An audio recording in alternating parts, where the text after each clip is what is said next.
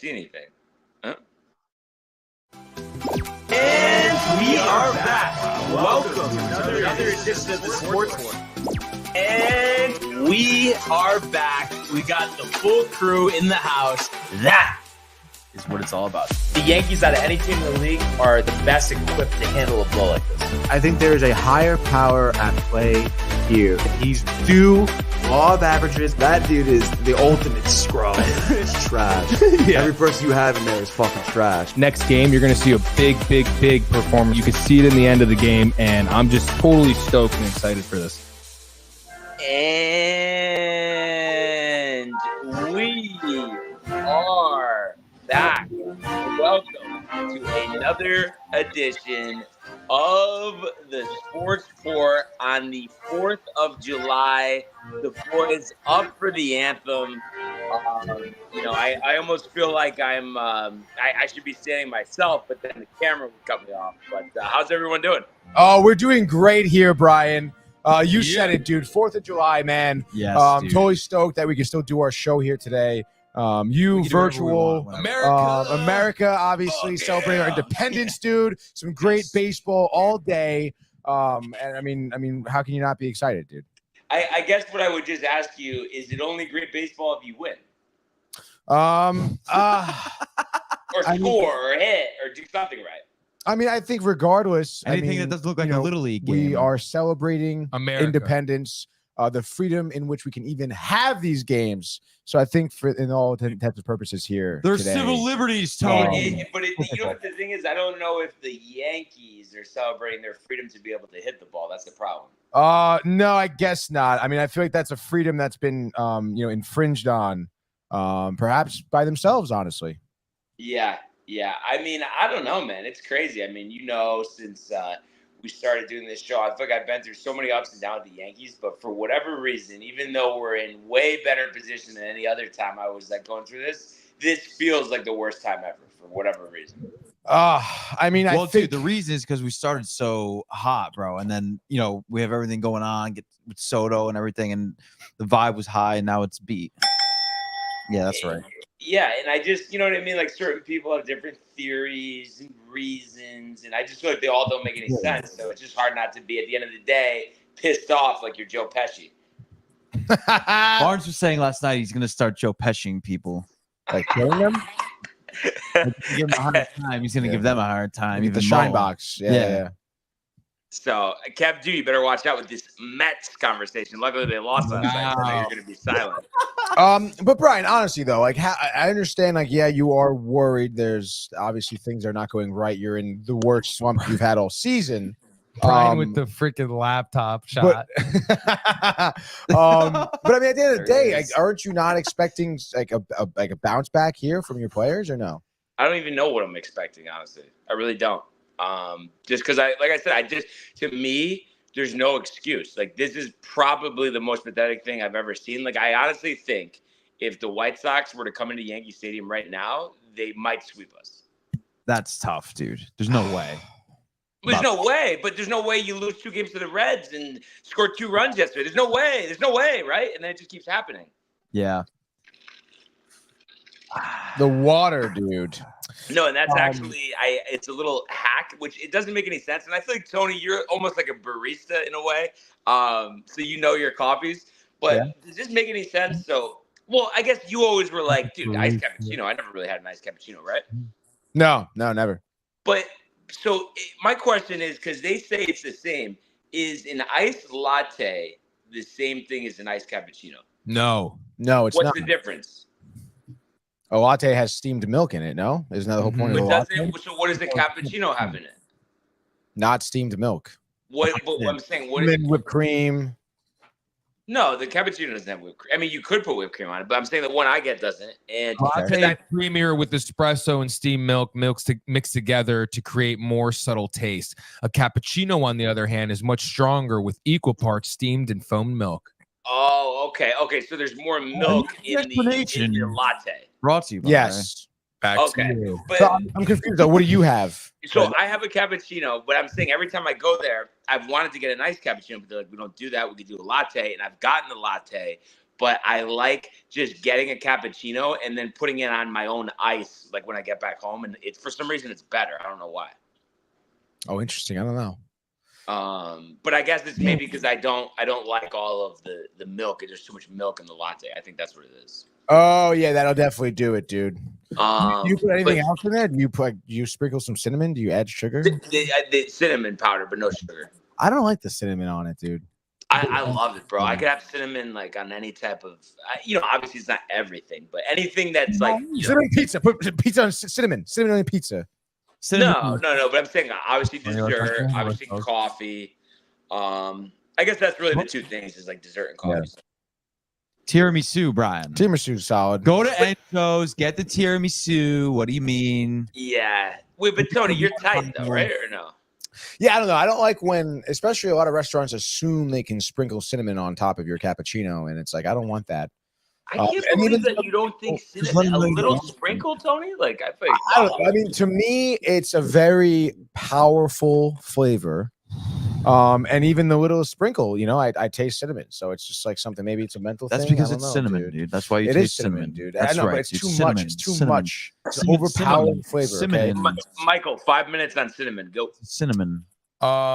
Good for health, right? Yes, antioxidant. Definitely, and like everything else, Barnes, in moderation. Okay, so you're not. By the way, you do enjoy it a little bit. Oh yeah, of course. I like cinnamon, dude. Like Brian. for sure. Especially like you said, put it in a coffee if they don't have like a chocolatey thing for me to mix it up with. Yeah, definitely. 100%. What were you gonna say, Matt? you have to get Ceylon cinnamon, not Cash's cinnamon. Wait, what is it? Like, what is that? It's a different type of cinnamon. They inject Is it just like organic? It's better for you. The steroids Apparently, in the the Ceylon cinnamon and the Cash's cinnamon. The Cash's cinnamon is not too good on the kidneys, perhaps. Cassius Clay. All right. Yeah. What do you think's better on the kidneys? That type of cinnamon, or when the Yankees have 2 hits every game? Depends if you're a drinker, right? What if you drink it and you're watching the Yankees? You got some cinnamon in your beer. Dude, it was so good, but obviously you couldn't have it that much because it's like I know there's like a lot of calories and fat and sugar, but I got this like this cold brew when I was in San Diego, and it's with cinnamon, but they use condensed milk, and I guess that has like 1 million calories in it, right? I guess I don't know that much about condensed milk. It sounds pretty beat. Dude, I swear to God, though, best coffee I've ever had. Like, I mean, what is condensed milk at that point? I mean, you might as well pull it up, get the facts on it, Tony. Come on, what are you doing? Sleeping? Condensed. It's like something that they could. It's for storage. It's for storage. Well, yeah, I understand it makes it some type But of. yeah, I don't know if it's like they just add sugar and that's why there's so many calories. I don't know. Bless you, dude. Thank you. Condensed milk is I put cow's cinnamon in my milk tea. from which water has been removed. So it's dehydrated milk, basically.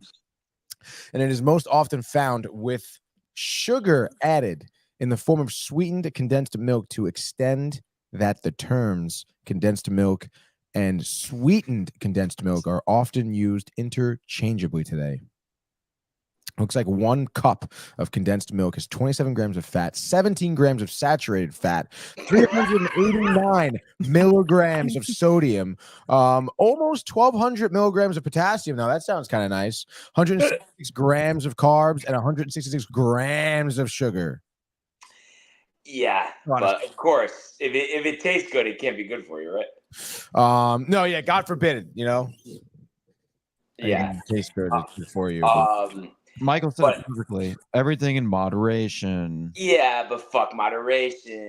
Fuck Michael. just blow up like a balloon. Moderation, Michael.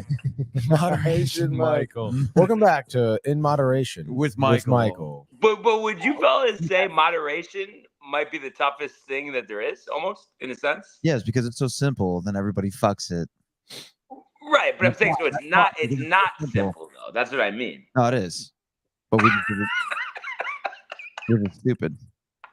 I don't know about that. Let's go around the room here. What do you guys Think about the principle of it. It's I'm a simple high. principle. I'm high.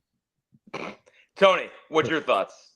I mean, I guess it is. I mean, yeah, it is simple in the idea, but it is not simple Correct. in the execution. That's know? correct. There we go. There it is. That's what I'm saying, Brian. Within moderation, because I can have cannolis right now, dude, and all day I can have cannolis. No, you you know, can't. Why don't you have one every hour So- on the hour? If I doesn't eat them all, maybe I will. Michael? I only had one. He already had one. But Michael, what like do you find it easier for you than what we're saying? Moderation. What, moderation? Just generally speaking. I feel like certain things Also are depends easier. on You know the, what it we're is. talking You know? about. Yeah, I mean, it's over years too of Yeah. discipline. Right. Right. I know, and I can't wait to prove it. I will finish the Sicilian Pie Challenge, Oh, proving to Tony yeah, dude. it ain't about what you got, it's about what you do. Wow. What do you think about that, Tony? I think that there's a I'm going to snowball's chance in destroy hell him. that he even does this, Brian. Brian, yesterday he's already talking about doing some other food challenge, and like, dude, Because I'm already you- past this one. I'm exactly. going to dominate this one. I'm exactly, already you're thinking already for the next past it. one. What's the You next didn't one? do Hot it yet, dogs? dude. Exactly. I don't know. I don't know anything. I don't know. What's everybody think they could take down for cannolis? Well, I had one yesterday. Where Okay. are they from and how big are That they? one was from Staten Island. I'm not going to lie. I was going to text Tony and be like, yo, I was actually going to tweet and be like, I just had a cannoli from Staten Island, and it was the best cannoli I ever had, Is it and it from the wasn't place? fresh. The Teddy Atlas place? No. This is from Alfonso's Matt's- Bakery. No, Matt, this is from the better place. It wasn't cookies. Wait, but the ones that we had last week? Alfonso's.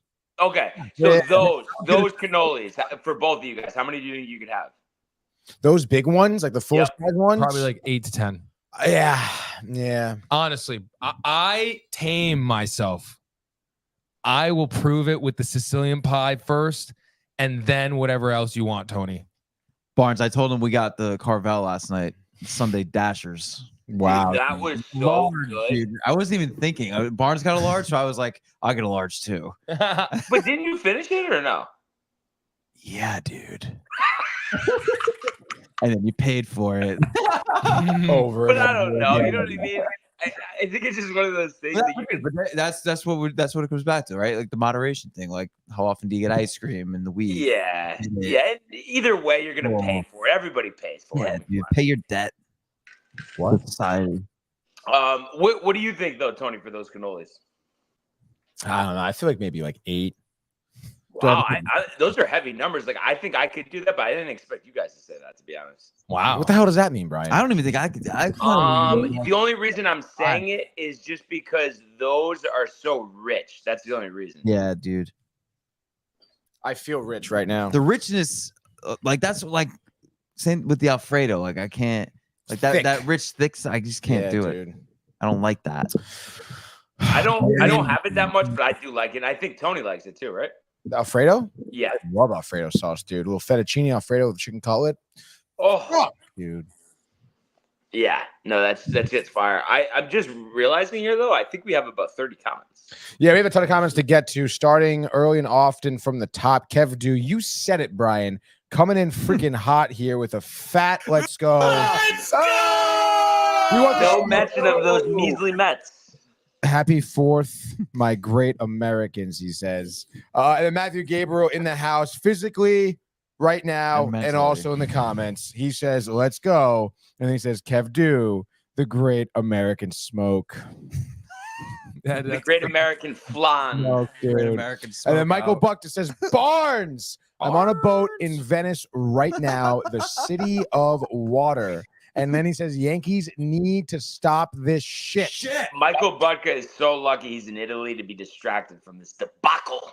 He's definitely down. The Italian women, the Italian beaches. Yeah, he's definitely slaying over there. Are you kidding me? playing, Dude. hammered while Jimmy's napping. Yeah. Oh Yeah. my What God. the fuck is Jimmy napping, dude? You'd be fucking napping too, Come you on, idiot. Yeah, he's 17 years old, yeah, taking a fucking nap. Are you kidding me? Yo, Come on. where'd Matt go? Where do you He went to the fucking sauna, mind, took a dude? nap, made some dinner. Yeah.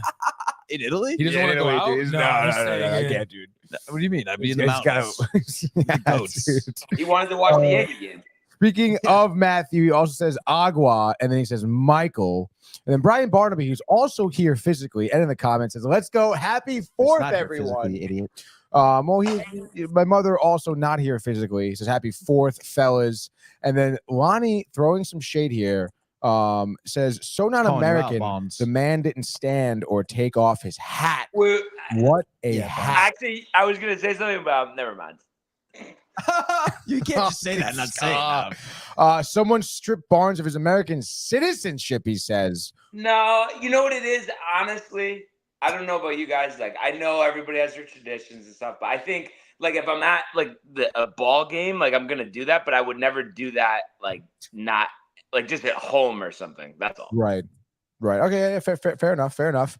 So Lonnie you're also taking says, it upon Matt, yourself. dude, he also says, Happy 4th of July to all. Happy all 4th, Yanni. My mother in the comments says, why aren't you home like Brian, Anthony, with me and Dad in the pool? We were just home though. It's a weekday. Okay. It's a work day, even though it's a national holiday. Can't do it. Don't tell your mother Plus, that. it's Thursday. It is Thursday. It's like, And then Lonnie says, yeah, Tony, why are you not home with mom and dad in the pool? Obviously adding to it. And then my mother, of course, she loves her cappuccino, says that it has more milk than a cappuccino, a latte that is. She also does not like cinnamon and says, I didn't ask for cinnamon in the coffee. I can't believe that. Is that like a family tradition? No, my father loves cinnamon, I feel. My father Okay. loves cinnamon a lot. Yeah. My brother, I don't think not so much. But oh my God, dude, what? Lonnie says, and now I'm getting kind of concerned here. Barnes, don't ever text me, and I mean ever. But this morning I get a text from him about the Yankees. The man is truly concerned. What did you say to Lonnie? No, he was texting me about something else yesterday, so I forgot to text him back, so I texted him this morning, and it was just basically everything that I'm just saying about the Yankees, just about how brutal it is, no excuse, this and that. But also Lonnie. I mean, I feel like I text Lonnie a couple times a week. I don't know about ever texting him. I mean, that's a little ridiculous. He says you don't ever text him. That I think that's a stretch. And he says just early signs of the postseason. It is what it is at this point. What do you think he means by early signs of the postseason? Well, I mean, just what we see in the postseason with the fucking hitting and just like the crucial situations and the every second. Yeah, like you just can't get it done. Yeah. And then he also says, Mike, after that pie, your consistency level at the gym is going to be on overload. I just feel like a Ninja Turtle every time I eat pizza. So I mean, not for nothing. Like I did it. I look the same. not even just the same. I feel like you couldn't handle it though. Well, I didn't finish, obviously. Didn't finish, and you were, sluggish at the bar. Sluggish at the bar? You're okay. You made it out there, bro. John said happy 4th to everybody. Happy 4th, John. Let's go, dude. Shout out, dude. Love you too, dude. Let's freaking go. Where's the cable guy, Brian? No cable guy today. No cable. They came already, dude. My mother, by the way, thinks you can take down 8 cannolis, and she seems pretty confident about that one. Well, yeah. I mean, especially if you and Mike are going to take down 8 cannolis. I mean, obviously, I'm going to. I mean, come on. Well, I feel like I'd only be able to get I'm going to do 10. If you're going to do 10, then I'm going to do a dozen. All right. So, like, is it that the two of you, like, if we're talking about all of us, I mean, including Matt, but I know he, like, it's too creamy, so he wouldn't have as many. But, like, you and Mike, like, you guys each, Tony and Mike, you guys each think you would eat more than anybody out of the 4 of us. No, I don't think I would. I think you would. Just like FanDuel, I'll come out on top. But what I'll say is, dude, stop with the FanDuel. You stop thing. it. Tony was like, I'll be quarterback. First of all, if anyone's going to be quarterback, it's me now. I have the stats to prove it. Anyway. We'd be I think we should enter between the 4 of us, dude, some sort of team eating competition. Do they have those? They do. Well, we got to find one. I feel like the problem is, though, like, I probably would only be able to do that for, like, cannolis. I don't know. Like, hot dogs, they could be disgusting. Pizza, yeah. But I feel like the cannoli, I don't know. There's something with dessert how you could just keep going. Wings. I feel like cannolis would just be the easiest, though, honestly. I don't know, dude. Really? I think they'd be the hardest, dude. Oh, the dairy and it's thick. Well, unfortunately, I know from experience over the years. Okay, no, the pizza honestly would be. I could do that. Were you in food eating contest? Yeah, with team food eating contest. Like he was as a kid. He was working the circuit, dude. Oh my God. My mother says Barnes will beat you. Wow. And then let's see, Matthew Gabriel with some insight here. I believe in the Yankees says, That's right. I think we just got to get healthy and hopefully the trade deadline, we got to make some magic happen. That would be nice. Would be nice. I think that's really all it is, dude. It's just a tough stretch. Like it sucks ass, but yeah. My mother says that pizza would be easier, especially if it's like pizza from like bar. like bar in like New Haven, like that thin, rolled up, have it in one bite pizza. House that shit. Literally, dude. Real good. It's No? literally embarrassing. That I thought pizza it is was embar- pretty embarrassing. It was. Oh, you're embarrassed. I mean, I feel like they should be, dude. Have you ever had bar pizza, Barnes? Like Bar New Haven? Mhm. Yeah. Yeah. What do you think about it? I liked it. Why, you guys didn't like it? No, it's just like we were able to literally roll it into like almost the size of like a spring roll, I guess, yeah. Right? And then have it one bite. egg roll maybe, Yeah, egg roll yeah, size, okay. smaller egg roll, and just Yeah. like a mozzarella stick. But did you guys have Wow, dude. did you guys have the mashed potato bacon, or that's against the Material family rules? I mean, like, Everything what like that is the against hell the is material. But that, Tony got dude? that. He was scarfing that down with at the beach. he liked it. He's full of shit. Beach bash. Thorn Beach Bash. Yeah, I know it's what Thorn likes. Yeah, So so I'm gonna eat with Thorn. Yeah. Like, no, I mean, he don't bought the- bash it He now. bought the pizza. You liked it then. Dude, literally, what was the first thing I said to you? Going from Danino's to that was like a travesty. Like that crust was disgusting. Disgusting. Like I don't think I can have pizza in Connecticut ever again. Shut to be the honest, front door, like dude. it really is ridiculous. Barnes, do you hear this cat? Bullshit. Yeah, no, because I just feel like we can find common ground. You Yes, weren't everything, there, though, Brian. everything. You were no, at Danino's at the bar on Saturday. You would have experienced the pie he's we calling had. you out. But dude, literally the crust, you literally like tuck yourself into it. No, right? no. But I think you're getting it mixed up. Like I'm saying, I think everything like from Staten Island, New York, whatever, like it is all really good. But at the same time, it's like it's not peasant food in Connecticut either. Like let's not get it twisted. I mean, Yeah. I was a little disappointed in Fire Engine Pizza. To be Oh honest. no shit! Fire engine pizza's trash. Like it's open till 1 for a reason. yeah, like I feel like it's just all about like you It's gotta a pick your bar. spots, dude. You gotta pick your spots. You gotta pick your spots, dude. 177 pizzerias. Stop it. There's like It- 1,000. Wait, there's 177 in Connecticut. Staten No, Island. no, there was like a Staten Island Advance just released this article, and it featured 177 pizzerias on Staten Island. But that like doesn't even seem like it could be true, right? Or no? No, it does. It does. It's a big island. 177 though. That's like a Trust me, I drove the whole island this past weekend with like some chains have 177, locations nationwide in one place. Seriously, dude. we take our pictures Worldwide. I mean, honestly, it does. Like, I would have to do some research, but again, it's published in the Advance. Like, it's not. Yeah, but they probably make it like the greater Staten Island area or something. You know how they do that bullshit. The greater Staten Island area? No, it's not the city. It's Staten Island. This is like a Connecticut newspaper, right? Well, the only thing is, I mean, we want to talk technicalities. It's that peninsula, Tony. Okay. Staten Island Advance. Like nobody knows what that is. The Advance. It's the Advance. Nobody, but What the nobody fuck knows is that? exactly. What is No, that's the that? same thing. The That's the Facebook same thing Minute as or something? No, What do they have? Fairfield Minutemen. What? Yeah. The Oh, what is Fairfield it? The Minutemen. local paper, dude. What's the Fairfield Advance? Minutemen? The same thing as the Asman. So it's No, and it's Fairfield it's- Minutemen. it's the same thing as like the Stanford Advocate. It's the same thing. Yeah, the Advance. That sounds nice.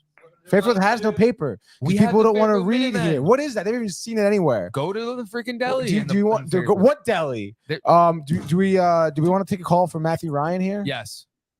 Ryan. 2 it's up minutes. to you. Yeah, I guess give him 90 seconds. Yeah, 90 seconds. Matt, put the hold timer on, going. stand by. Matthew Ryan, by the way, I'm putting you through the Bluetooth. So you're not on quite yet. But if the first words out of your mouth isn't happy 4th of July, you're probably going to get hung up on. The Mets, Tony, the Mets. Happy 4th of July. How about the Mets? Thank you, Matthew. It's nice to hear from you, dude. It's nice to hear from you. I just wanted to say, how about the Mets giving up a 4-run lead? I think 4 it, runs. I think it was 5-1. Wasn't it 5-0 at one point? I think it started off. No, it's 5-1. No, it was 5-0. 5-1. And then there was some weird RBI hit, I think, that made it 1, and then the 3-run dinger God. given up by Scott. No, I honestly, dude, really tough loss, obviously. The Mets have been playing so well over 500. Now they're back to 500, but nonetheless, I think they're back to right. We're back to 500. They're 500. But hey, I buddy. mean, listen, They're I mean, 500.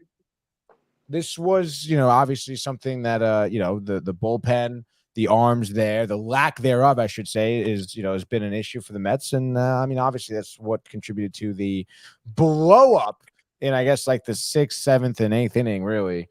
last night. So Didn't you say that they were going to be a wild card team, Brian? Didn't you say he was going to be a wild they're card a team? game and a half He back. did say that. Game and The a only half thing, back in the Matthew, I wild would card. say is though, is like we don't need to focus on the Mets because they're gonna suck anyway, whether we focus or not. It's just about the Yankees turning it around right now.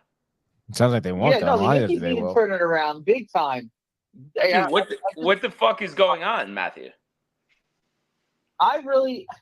Carlos Rodon needs to be. I'm sorry, but Carlos Rodon, I hate his attitude. His attitude. Ooh, okay. But even last night, I mean, if you don't have a little league offense, I mean, you win that game. You give up 3 runs. Like it's not like he gave up 10. I mean, what the fuck is that? I know. We have nobody from top to bottom except for Judge and Soto. But even though we're not focusing on the Mets, I just wanted to keep reminding Tony that you said wild card team. That's right, dude. Yeah, I mean, do I have to pull up the standings right now? I mean, they're not too far out. I'm not gonna lie though, Matthew. I feel like the whole thing with the Mets though being bad, like it doesn't hit the same when the Yankees are going through it. Honestly, it's like I just want the Yankees to win. Like Mets are gonna be the Mets. I mean, yeah, no, it doesn't hit the same, but I just don't like the fact that all my Met fan friends keep saying playoff. And then, believe me, I know the feeling, Matthew. A lot of friends. You're friends with a lot of Met fans. Maybe we should switch friends groups. I'm the only Yankee fan in my friend group. Really, dude? I've never even heard of that before, to be honest. Yeah, I don't really know any. I don't know that many Met fans, to be honest. Yeah, it shows. I know a lot of Met fans. I'm the only Yankee fan in my friend group. That's pretty awesome, dude. And all I hear from them is the Mets. The Mets. So the Mets are going to the playoffs. Wow. They look so good. They sound like Tony last week. I bet they do. It's like Matthew, you guys don't. You guys don't know anything about the baseball. Oh, stop! All right. Listen. Before we let you go, Matthew, what are you doing for 4th of July? Oh, I got to go to a party, but I'm watching the Yankee game at 1. The Mets are on at 11, but they're gonna lose anyway. So are the Yankees gonna win? Are they gonna score? What's gonna happen? I think they're gonna need to win 1. If they get swept, that'll be their first series they got swept, and it will look really bad. And then I'm gonna start questioning Brian Cashman, what the hell he did all season, or what he's not doing now, and not grabbing guys from the minors. Orange, if they lose today, let's just sell the tickets that we have for the Mets game. No, I'd rather fight some Mets fans instead. I said that, and you gave me a hard time. Yeah, well, now I'm having a hard time. So right. So if you want to pesky somebody, you really were talking about that, then do it at the stadium to a Mets fan. Do it. I should have let Mark just slug that guy a couple years ago. Yeah. I just can't stand, like, yes, Yankee fans, when we are losing, we accept that we're playing bad, but we're realistic. We are realistic compared to Met fans. Met fans are not realistic. Yeah, I mean, Matthew, you're pretty much preaching to the choir here, other than Tony's. We understand. Yeah, no, that was directed at Tony, pretty much. Tony, I don't give you that much of a hard time. No, yeah, I mean, the Mets, who are a game and a half back of the wild card behind the Cardinals and the Padres, how outlandish is it to think they could make that wild card spot? When, like I said, they're a game and a half back. It's July 4th right now, and they haven't even had their ace actually yet. We got to stop worrying so much about the Mets ball. Yeah. Actually, forget it. I was gonna ask. Maybe if the Yankees were doing anything good, you probably wouldn't have to worry about the Mets, dude. But they're not. Dude. We got to fix our own shit. Yeah. But yeah, all right, guys. Thanks, Matthew. Later, Matthew. Have a couple dogs and beers on us, all right? Yeah, just remember, go Yankees and Mets still suck. And that is the great Matthew Ryan. 2 first names. Tony. So, a lot to get to. A big open, by the way, fellas. A half-hour open. Yeah, it's kind of crazy, dude. I don't think we're ever going to stop today. But yeah, so just a lot to talk about. But quick update here from the John Deere. How about this, Tony? I don't think you had these names circled on your list. 5-way tie at top. Kevin Chappell, Bud Cauley, Robbie Shelton, Jake Knapp, Zach Blair, all leading at 4 under. And then you have Kevin Kisner, one shot back, and There you go. he's been doing some work for NBC Golf, kind of like semi-retired, but still playing on the PGA Tour. So that's interesting. He's only through 7. Most guys have not even completed half of their round. So very, very early on here, I saw Spieth miss a long birdie putt before. I think he's even. So it'll be interesting to see how this tournament plays out. And it looks a little like overcast. Like usually this tournament, at this time of the year, it's full sun and stuff, but it doesn't look like it's the best weather day there today. 72 degrees and it looks like chances of 61% chance of precipitation, and they have the thunderstorm logo. Yeah, it's kind of tough, Scheffler dude. playing? No. He's not going to play until. Is it the Scottish Open, Tony, or is he just waiting for the Open? I forgot. I think he's gonna be in the Scottish Open. The Scottish Open. Okay, yeah. Like as a warm up. So yeah, these tournaments are kind of fillers. Oh, but the Scottish is already next week, which is kind of nuts. I'm pumped for it, honestly. Yeah. Yeah. So was Michael. Which one? The Scottish Open? Michael, I think Michael said he thinks Rory's gonna win. No, I didn't say that. Well, that movie we were watching too about Greg Nolan. We put out 30 about Greg Nolan. It's called The Shock, Tony. The fucking Shock. Well, that's pretty awesome. It was pretty dope. Did you guys finish it? I think so. Almost, but then I started falling asleep. Stop snoring. Was I really snoring that bad? A little bit, dude. So you just like push Brian over to the side so he stops snoring? No, I think I might have passed out as well for a second. Yeah. Dude, that was. I thought that was only like an hour long, but I think it was a little longer. It was still on when I fell asleep again after you left. But I would recommend watching that one. And also, Tony, you would really like. It came out a little while ago, but it's on like the ESPN like 30 for 30 thing is about John Daly. Oh yeah, there's a 30 for 30 about John Daly. The drinking, dude, the darts, the food like it. Let's go, dude. It's actually funny. We just bought a VHS, Grip It and Rip It with John Daly. That's dude, you have to watch this, dude. And I think you can watch it because you have my ESPN signed on. So hell yeah, dude. Oh my god, yeah, I'll check it out.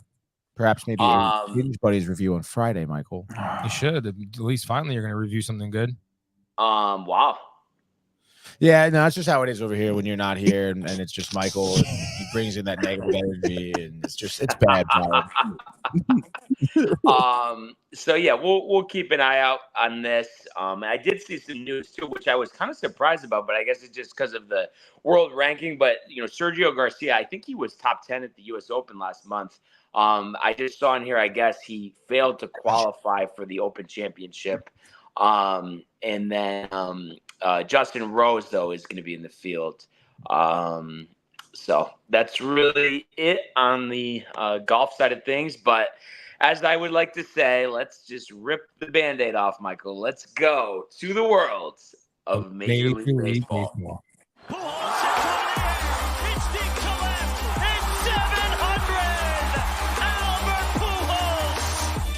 What a play! Stop it, Tony. Yep. And Alonso cracks one of the Mets win the ball game.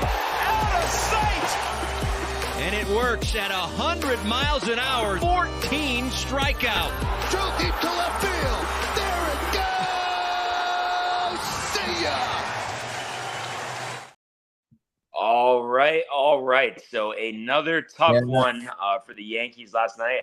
We could start just recording that and doing that at the start of the baseball segment. Yeah, really. But the Reds outlast them here 3-2 in a game where Rodon he gives up that home run early in the second inning to Marte, and then adds another one to Fairchild in the fifth. So through 5, of course, no runs as usual. So trying to come back late, and you look at Don. He wasn't great, but I mean better than he had been his previous few starts. 5 1/3, 3 hits, 3 runs, 2 walks, 8 strikeouts. But the home runs continue to be the bugaboo. I believe he's around 100 innings pitched, and he's allowed 18 home runs, which is a lot. So I think he needs to do a better job of keeping the ball in the ballpark.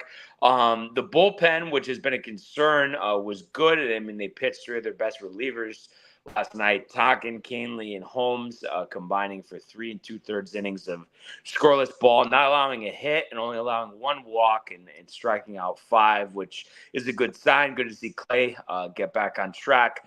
But unfortunately, Anthony Volpe, his double in the 7th, which was nice, to see him get a hit, which scored Austin Wells and Jahmai Jones. That was the Yankees' only offense of the game.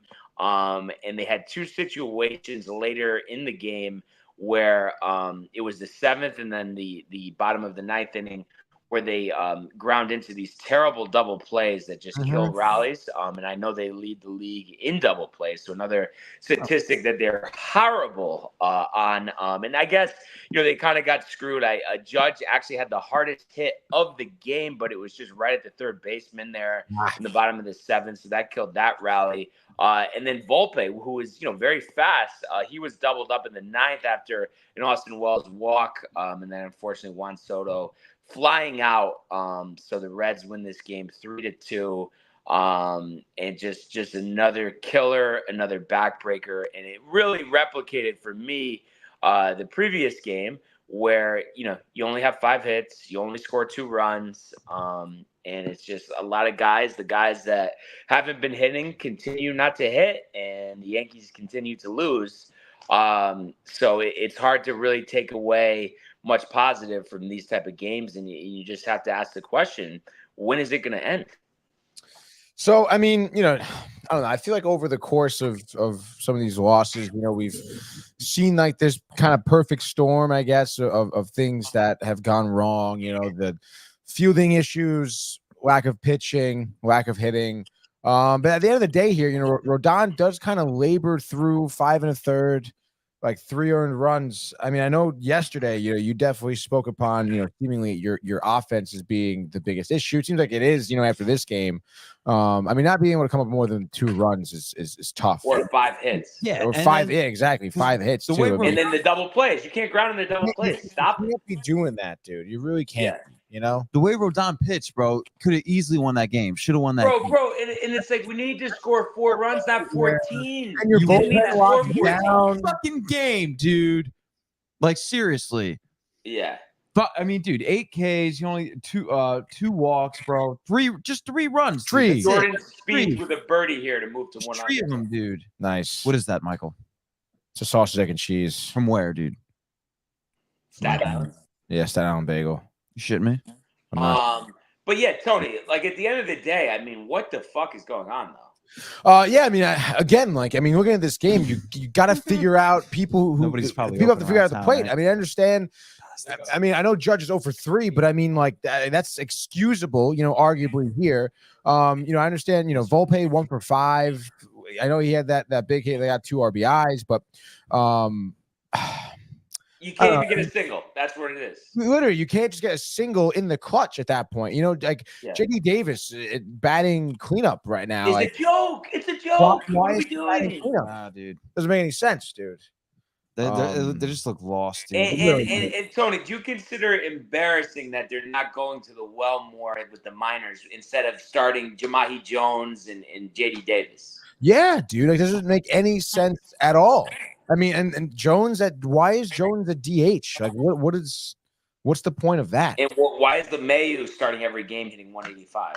Unbelievable. Yeah, well, May's at third base right now. It's beat. It's tough, dude. And I mean, last night the middle of your lineup really didn't do anything. Even in the pinch hit scenarios, Wells didn't really come up with much. Rice didn't come up with much in the pinch hit area either. And then Glaber again too. I mean, another 0 for 4 spot for him.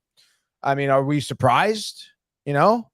I feel like at some point, Boone's got to come in here and shake up this lineup a little bit. I mean, what is stopping him from calling up different guys? I mean, we talked about Peraza yesterday. Like, bring him up for God's sakes. I don't want to hear about his AAA numbers. It doesn't matter. Doesn't matter, bro. Energy is a different look. Like, that's killer because the hesitation just to do that is killing them. Like, what are you doing? Why don't you just do it? You're hesitating for what? Yeah, like you really think Jahmai is going to go on a river. What the fuck's going on? It's like all hands on deck, dude. They never do that. They never do the all hands on deck kind of approach, bro, when they have to. It's We so kind of have a little lineup switch here in terms of positioning. I just saw that the lineup came out. So for today's game, 105, Rice leading off, which is interesting. I like it. And then Soto, Judge, Verdugo, Glaber, Volpe. So Volpe, moving down in the lineup, I guess, to 6. And then Wells, Cabrera, Grisham. I mean, for what you have and not going to the minors, I mean, I think I like that. At least you're trying something there with Rice at the leadoff spot. give it a try. Yeah, I like that a lot, dude. I mean, again, like you said, you're 70 doing so far. something different. So Yeah, and then I like It's really frustrating, dude, that they are just don't dip into the farm system, dude. Like dip into it. Dude. Get JD Davis instead, bro. Instead of calling up Spencer Jones, dude. Spencer Jones, Augustine Ramirez, Oswald Peraza, Yeah, TJ Rumfield. speed. Yeah, it's really annoying. But also too, like I know he's been going through it, but I would definitely rather start Oswaldo than DJ, and that's what they're doing. Me too, today. dude. Me too. I like Oswaldo. I know he's like struggled here and there, but I'd rather have him in there. And Wells didn't start yesterday, came in as a pinch hitter, so maybe he gets going. And what do you think about Verdugo? You think he's gonna snap out of it? Oh my God! I mean, I don't know, He's man. gotta I mean, be, you've been talking about him snapping out of it, and I've honestly expected him to 4 already. weeks. But Bro, I think he has 2 hits since he hit the homer at Fenway. Yeah. oh, that's embarrassing, dude. You can't be doing that. JT posting, get ready to tee off. By the way, You have it on over there? yeah. Wow, Tony, I'm riled. Let's go, dude. Yep, on 18, baby. Wow, you're ahead of me, actually. 6-yard par 4. Par 4. Posting hammers. Boy, the course is looking extra green, like it was mowed with a John Deere tractor. I'm sure it was, dude. Wow, and that's a pipe by the postman, huh? Right, dude? What a great hit. Right down the middle. Here's Bo Hostler putting for birdie. Mr. Hostler. And he made it. Moves to 4 under, tied for 6th, Michael. How's that sandwich, Michael? That looks so He's giving the ridiculous. thumbs up right there. Dude, so it smells so good, Michael dude. eating that right now has inspired me. I will be getting a breakfast sandwich. Really? Yes. Where are you going to get it from? Well, which day is open? Bro, I haven't had Which Day in like 4 years. The only reason I would go to Wake Up Coffee is for Michael because they're Bulgarian and Michael's Bulgarian. Michael's my friend. Jake Knapp putting for birdie here. Oh! Nailed it. 5 under. Tied first now. Jake Knapp. Tony, you're kind of killing the suspense for me over here. I'm so sorry, Brian, but maybe Jake Knapp and Robbie Shelton now tied for first at 5 under. Shelton, Connecticut through 11, Knapp through 9.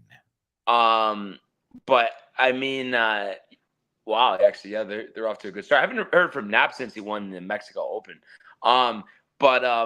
So I mean, what do you think, Tony? At the end of the day, I mean, is it just a waiting game at this point? Like, I don't even know what to think, what to say. Like, I don't know. I mean, I guess so. I mean, again, like Rodon got you through a start where it was winnable, which I think the fact that your starters are starting to come around again. You got Stroman tonight. That's good. Or today, I guess you could say.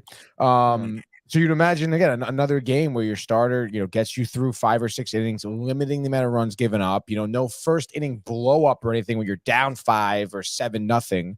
And then again, you would imagine if Judge had 1 home run, last night, it would have been the game probably. So you'd imagine. Perfect example of why you can't just rely on that, though. Right. No, you're totally right. Yeah. But again, it's safe to assume that tonight Judge is not going to go 0 for 3 or something, and you could hopefully get some other supporting runs. We mentioned the changes in the lineup even too. To get something started, I would anticipate that to start tonight, dude, against Frankie Montas, dude. Dude, and overall the numbers are shaky, but he did have a 3.55 ERA in June. In his last 2 starts, he pitched 12 innings combined, only giving up 3 runs, striking out 9. So he's been pitching well recently. The Reds have lost his last 4 starts. And I know overall, especially from seeing on the Yankees and the A's, like he sucks, but hard to not have that negative mindset. I hate saying it, but that he's going to throw 6 scoreless innings. Yeah. I was thinking the same. Right? I mean, I don't know. Thing, Barnes. Yeah. Like, I don't want to think like that. That's not usually how I think. But That's not usually how I We gotta think. use right though, or no? We gotta use this as a jumping off point. Yeah, I dude. guess so. Like- It's actually kind of fun. I mean, looking at his last few starts, his last 4 starts were all losses. The Again, last 2 were really good though. the last 2 were, again, yeah, his last start was a 1-0 loss. Not his fault. Yeah. Things weren't run, but against St. Louis, like, give me a break. Yeah. Boston was 6 innings, sure. But it's not like he has a high strikeout rate or anything like that. Nothing crazy. But you look at the games the Yankees have been losing. They're not even striking out a lot. They're just grounding out. Yeah, no, I agree. I can see the Yankee lineup, really taking a lot of hacks at some of these balls to induce those ground outs. And we talk about the double plays and whatnot. But again, I mean, look at Chicago, beginning of June, didn't get past 2 innings, got an inning in the third. I think he's due for one of those, Yeah. And I think Stroman can pitch well. I mean, at the bare minimum, give us the same thing that Rodon gave us. But I think he might even, give us 6 innings, and maybe he only gives up 2 runs. But can we score 3? Can we score 5? Can we score 6? I don't know. I think it'll be one of those games where it's off rip. They'll be hitting well, and you guys are going to score, like 5-6 runs to win this, like 5-2 or something. Even though we said that yesterday, 5-2. I know, but I think it's like you said, it is kind of a waiting game. I think. So I think it seems like now is the time where this thing starts to pass because these guys are bound to heat up here. As Mike just devoured that baby. Look at him successful. Can you have? Stop it. But who do you? Who's heating up though, Tony? Volpe.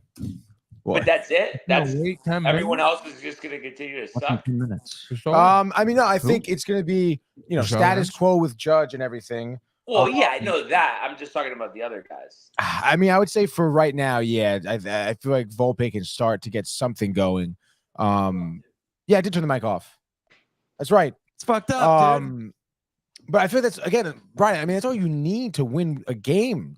All you need for right now to win tonight's game is for someone else besides Judge to start to heat up. I'm telling you, and Stroman's going to pitch well tonight. I know it. For him to navigate that Reds lineup, I mean, maybe he can get into a little bit of a snag, but I don't know. I can't really see him getting a lot of runs against the Reds. No, I can't either. But it's like I just want to score, and I just think you're talking about Volpe doing well, and sure when Stanton comes back, there's 4 guys, but you can't have 5 automatic outs in a lineup. That's what pisses me off. No, yeah, and I think you're right, but it seems like this is like a slow burn. This one, like the guys are going to start to come out of it. You said where's Ben Rice in the lineup tonight? Leading off, which He's I like. leading off. So let's go. Yeah. I think he's going to make an impact. He's certainly going to be an impact player leading off. Like I'm thinking, like first at bat, he's getting on base and everyone's riled. Like he's that type of guy that can set some tone here. So let's go, dude. Now.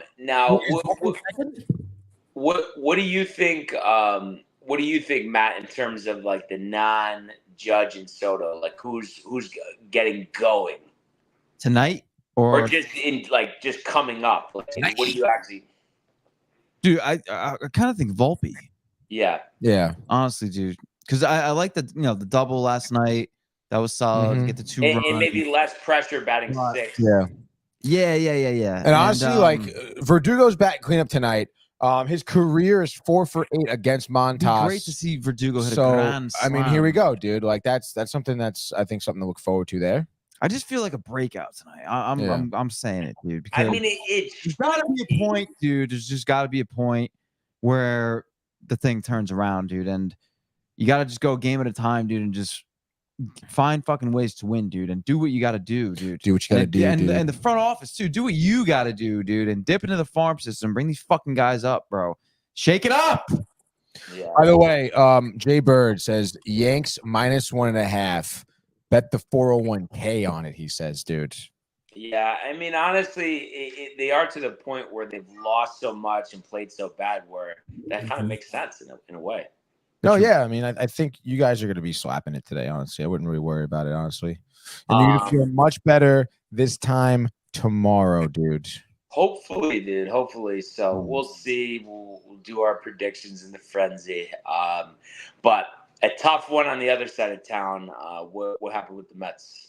Yeah, dude. So a really tough loss by the Mets last night. Obviously we've been talking a lot about them in terms of winning, climbing back up to above 500. Well, with last night's loss to the Nationals, their first of the series, that is, they are back at 500, 42 and 42. The final score last night of 7-5, super tough here because it kind of was.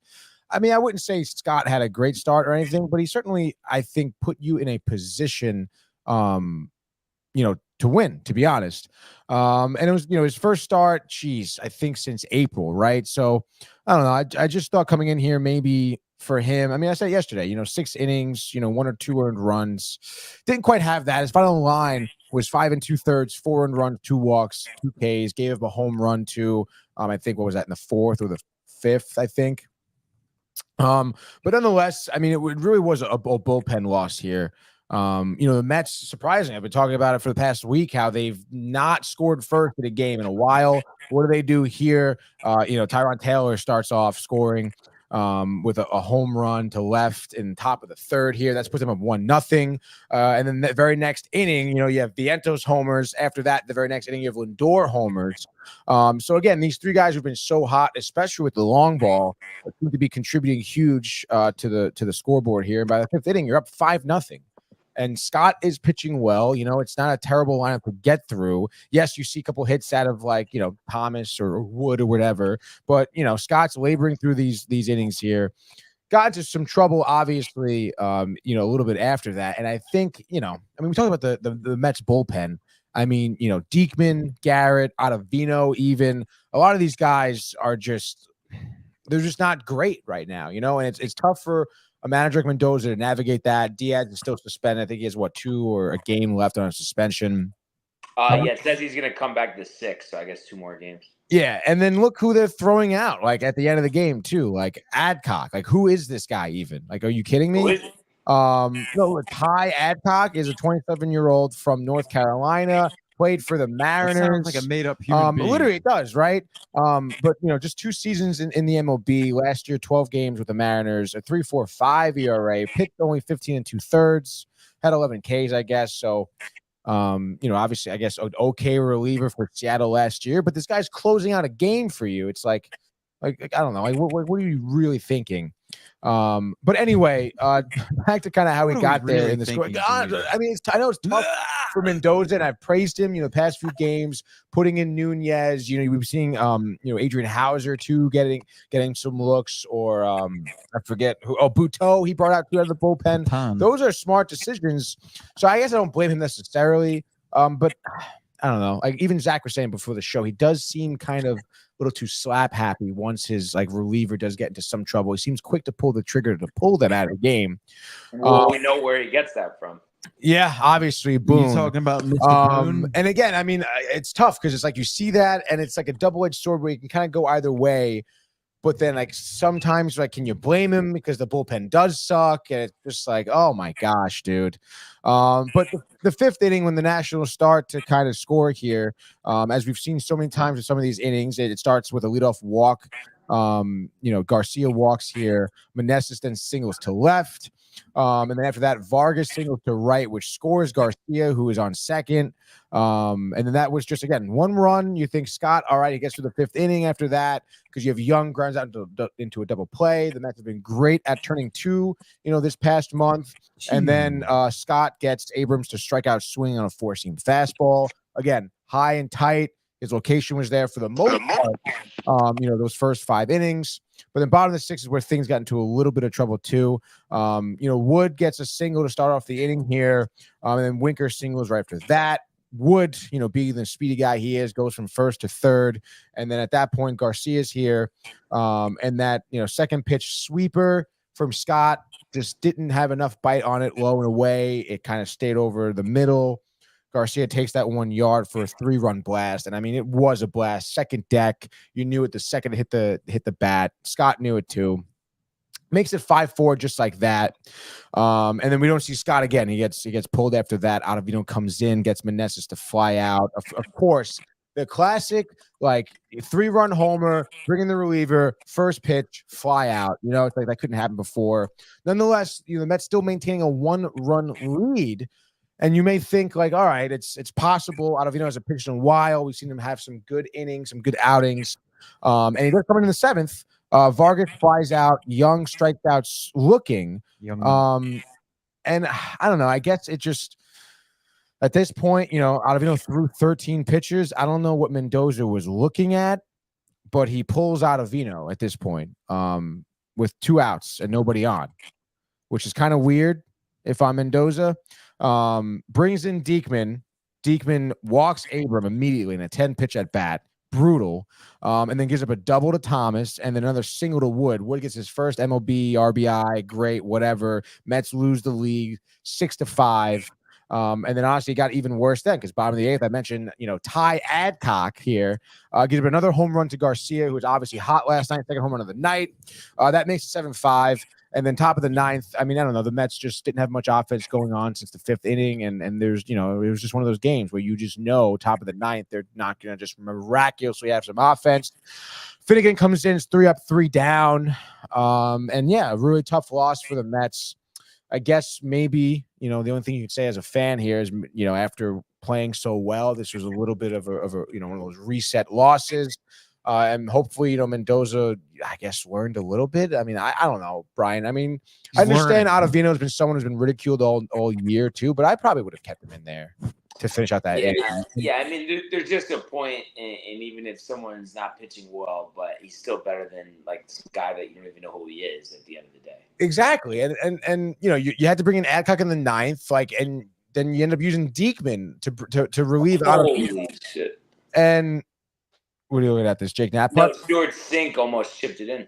Oh, I'm looking at this Jake Knapp putt, 23.2 inches, and he just grazes the cup.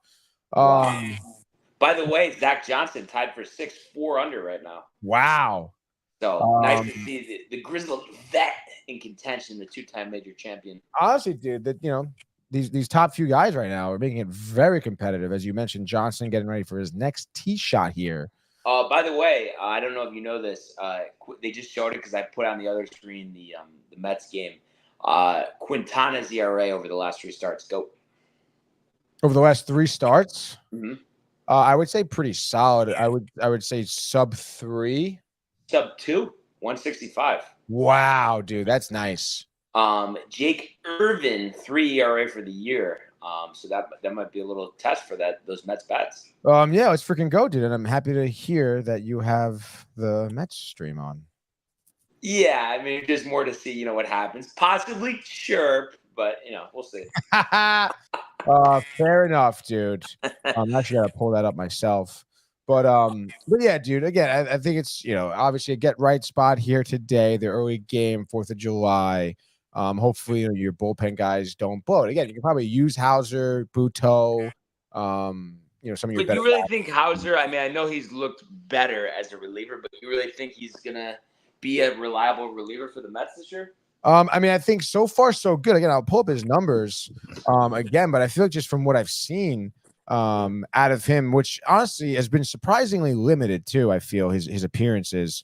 I was reading his last 5 games. I mean, against Houston, 2 innings, no earned runs, got a strikeout. He pitched 3 innings, against the Yankees, actually got 3 Ks, no earned runs, only gave up 2 hits, gave up a run against Chicago in 3 2/3, but then before that, an inning against Texas, 2 innings against, the Padres, all, without any earned runs. I mean, the guy's been doing really well out of the bullpen, dude. And it's nice to see because, obviously was not really making it as a starter. So his ERA looks like for June was a 2.75. Oh, wait, no, hold on. Stand by. No, yeah, it was 2.75, which is great. 11 Ks. Let's freaking go. It's solid, dude. And the thing is, I mean, we've seen this a lot over the years where guys are just so bad as starters, but they're able to be consistent just for like an inning or 2 innings at a time versus 5 or 6. And that's why they end up being really good relievers. Yeah, this year's ERA by a starter, by the way, is 8.5. ERA as a reliever, 1.35. Crazy. So clearly, and honestly, it's almost equal amount of innings pitched at this point too. So I mean, the numbers really don't lie there. Hauser out of the pen has been nice. So you got to like that, at least a little bit to look forward to. But again, I mean, like like if I'm Mendoza, I'm not pulling Ottavino for anyone else, though. Really, again, I'm not going to bring in Diekman because Diekman sucks, dude. But who do you think is better, Reed Garrett or Ottavino? That's tough. I mean, I guess right now probably Garrett. Yeah. I mean, he's been closing a lot of games for us too. Ottavino, something I don't know. I mean, the whole year he's had a shit attitude too. So it's just like He's always had a shit attitude. oh, he's so tight. It looks like all the time. Yeah. But I mean, it is what it is. See how they go on today. As I got the stream in front of me now too. It is kind of sick that they're playing at 11, dude. This is dope. Yeah, no, and they showed a flyover before. They're showing the helicopters now. Makes me just want to go to the horseshoe right now and start drinking. Wow. Good golly. Right? Oh, Bloody Mary? Have it. Bloody Mary, eh? Southport for lunch. Let's do it, dude. No, it would be cool to go to the Nationals Park. Looks nice. Yeah, it would be sick. Get For that. like 4th of July. Because Matt, didn't like Rosso know somebody there, and he was able to watch from their apartment, right? Yeah. That's one of the Yukon boys. Bro, I can't could you imagine though if you had a situation like that where you could watch every game from your balcony? I know they were doing it for a few years, like the 4th. That was like a tradition, like 4 or 5 years ago. That's so sick. Yeah. The apartment building was like right behind in the outfield. That's awesome. Yeah. A couple of people when I was at Petco had that set up. Like that must be ridiculous there too. I don't know, imagine that, dude. You just like can watch a ball game whenever you want. Yeah. No, exactly. But yeah, a lot of games today, a lot of day games given 4th of July, and I think the commissioner finally got it right. I know some guys were still off for Memorial Day, but 4th of July looks like everybody's playing, which is great. Thursday is usually a light schedule, but who's going to win? Who's going to lose? Let's find out in an abbreviated, full-on baseball frenzy. That is mother freaking right here. It is the 4th of July frenzy. The frenzy on the 4th of July. Starting off, we mentioned it early and often. I'll take this first pick here as first pitch is imminent. And I want to get this pick in here as the Nationals are taking on the Mets here. We know what happened last night. We know who's on the mound in Quintana. We know who's on the mound for them in Jake Irvin. And, of course, we know Jose's ERA the past 3 starts now, which is very promising in my eyes. The Mets here looking to win this series with the win tonight. Obviously, if the Nationals do, they tie up this series. In terms of your line here, the Mets are at minus 115. Your over-under is 9.5. So Vegas, of course, expecting some scoring here. We're about to get underway with Lindor leading off. I say Lindor right now starts off with a double to start the game off, and he goes for a 4 for 5 at night in the leadoff spot with 3 RBIs. Alonso with his, 19th dinger of the season. I don't think he's at 20 yet. And, of course, Vientos, Taylor. I think Alvarez is back in the lineup. Alvarez was off last night, and they were desperate. He needs some offense. I say comes in here with a freaking bang, Brian, all right? Boasting our fantasy stats. He hits a big 3-run, 7th-inning home run to put the Mets up 7-3, and they close out this game with the dub. 4th of July, the dogs, the fireworks, the nation's capital. It is your Mets and your over, Brian. What do you got for your pick? All right. So I know I said I was only going to do it one more time as someone's drinking a big Kona IPA there in the crowd. We have someone dressed up with a hat looking like he's Dr. Seuss. But anyway, I said I was going to only do it one more time with the Yankees, but we'll keep going here. We'll keep on chugging along.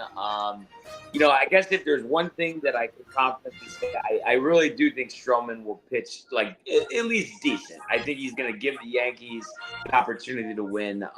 So I'm going to say he's going to go 6 innings, 3 earned runs, and strike out 5. And the question is, can the Yankees score 5? You would think they would be due to do so. And I think the whole key is, start early. Maybe the first thing they get started as first pitch underway here from Nationals Park. So I'm going to say first inning, they get a Judge 3-run homer, a Rice walk, a Soto double, and a Judge 3-run homer. And, obviously Stroman lets up a couple, but they added on a couple more, maybe a Verdugo solo shot. And I could see Gleyber also hitting maybe a 2-run homer. So by the time that it's all said and done, it's the Yankees 5 and it's the Reds 3. So Yankees, and I actually didn't check the total. I for you right now. Over under 9.5. Okay, so it's the under. 5-3 Yankees in the under. Oh, are we giving Matthew a pick? I didn't even ask.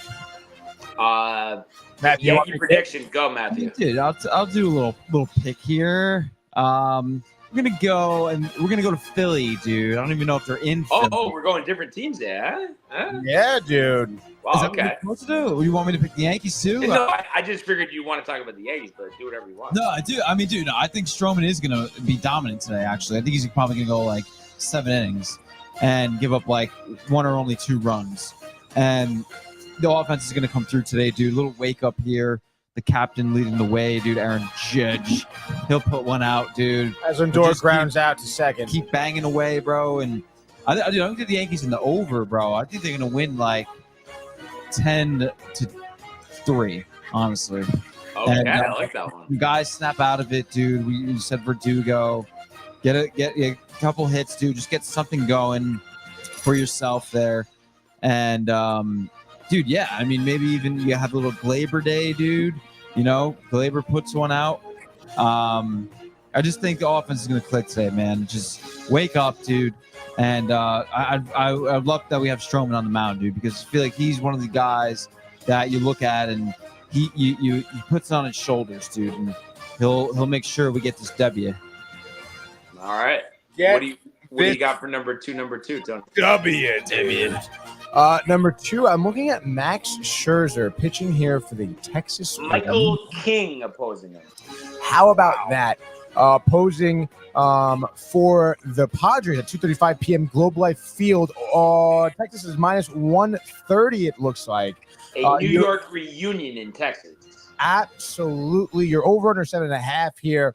Michael King, of course, being the former Yankee pitcher, and Scherzer being on the Mets. Not too long ago, Adolis Garcia leading the Rangers with 16 home runs. Tatis still obviously on the IL right now. Marcus Semien, 45 RBIs. Texas starting to heat up a little bit in terms of their offense, I suppose. Beat Baltimore 11-2 a few games ago. Did beat the Padres 7-0. Did lose last night 6-4. But as I said, their bats have been scoring more runs than usual for them. Marcus Semien on the fantasy team, Jonah Heim as well, has been producing. Give me Scherzer with, I'm going to say, vintage 8 innings, 2 earned runs, 9 Ks, looking like a mean Mad Max Scherzer, and the Rangers go on to win this game. I'll say 5-2. So Rangers and just on that under, Ryan. All right. I am gonna go with the Out Guardians. with the plate now. 0-2 pitch. Strike out. Swings through a fastball for strike 3. Yeah, so we got progressive field here. Lively versus Schuster. Cleveland minus 225 for a reason. Lively's pitched well this year. Schuster limited action 1-0, 3.15. But I think the White Sox are horrible. I think the Guardians will have no problem here. White Sox struggle to score. Guardians only need to score 4 runs to win this game, and they'll do that, and they'll win this game by the score of 4-2. So it's the Guardians, and it's the under. Matthew. Oh boy, dude! You mentioned something about the Phillies earlier. I did. Yeah. What were you saying about the Phillies? Phillies and the Cubs, dude. It's Chris Sanchez versus Tyone, bro. Wow. You know, the Phillies keep it rolling. Tyone success. The over under there, 7.5, bro. We're gonna go with the over, dude. Phillies 8, Chicago 4. Our troubles are over, Our dude. troubles are there for over, dude.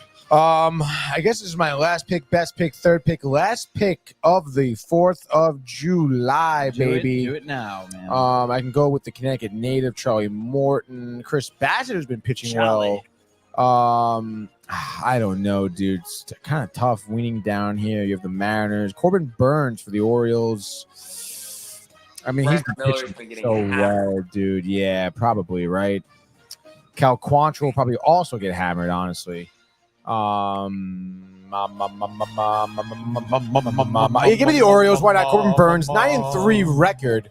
I think he's tied for first with Seth Lugo, honestly, on best record of this in the MLB. I think I could be wrong. Lugo struck out 10 the other night again. Dude, he's been so freaking good. It's unbelievable. All-star.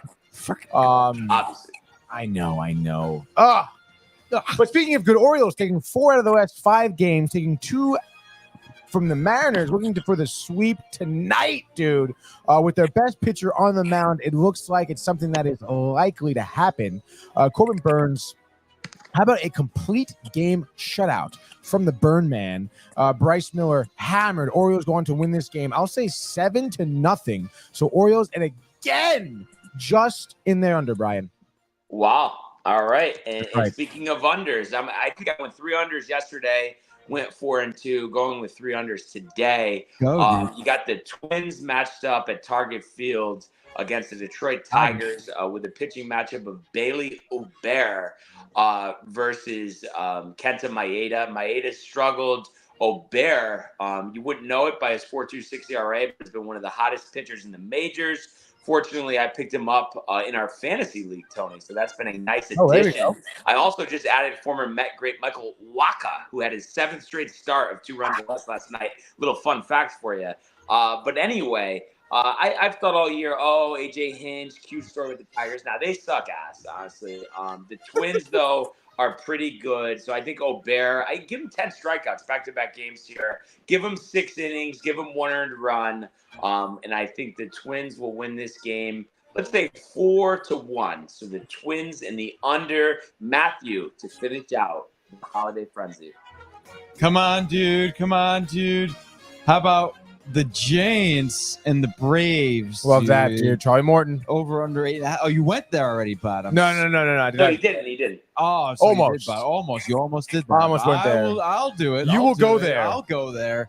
The Giants and the Braves, dude. Obviously, this is an interesting matchup here, dude. Atlanta's second in the NL East, dude. Where are the Giants at? What have they been doing? I don't even know. They suck.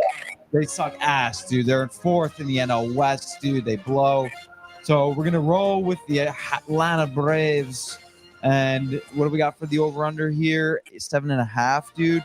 We're going to roll with the over, dude. 5-3 Atlanta. And just like that, that is your 4th of July baseball frenzy. July.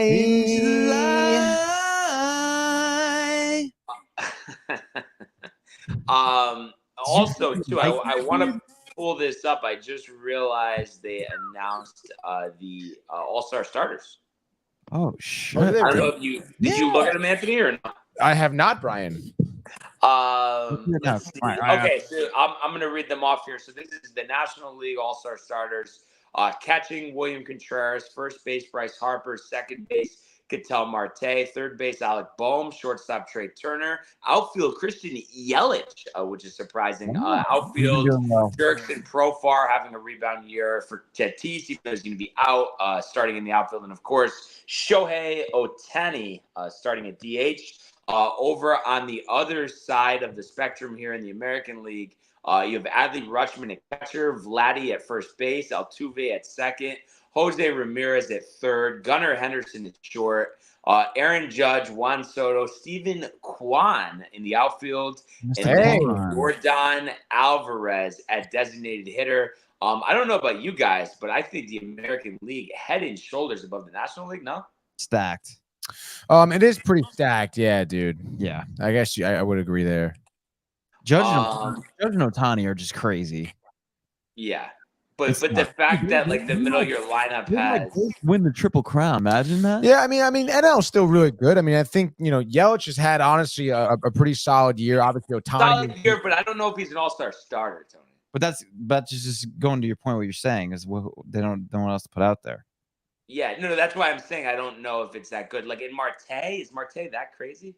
I don't know his Reds? numbers, but I guess he must be on the Diamondbacks. There is a Marte on the Reds. I think he. Yeah. But I mean, I guess Contreras has been solid, but obviously Profar's okay. Profar, I think, is really good. Bowman's been killing it. Turner's had a turnaround year, and obviously Ohtani too has been great. They're all. Tatis isn't having that good of a year either, and he's hurt right now, so I'm kind of surprised, honestly. But I don't know. I feel like he's just the name that they want to throw in there too.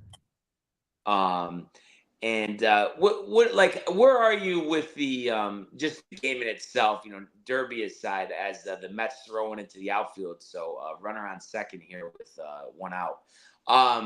But where are you with the game, Tony? I mean, do you enjoy watching it just to see like the Mets out there, or are you kind of like over it at this point?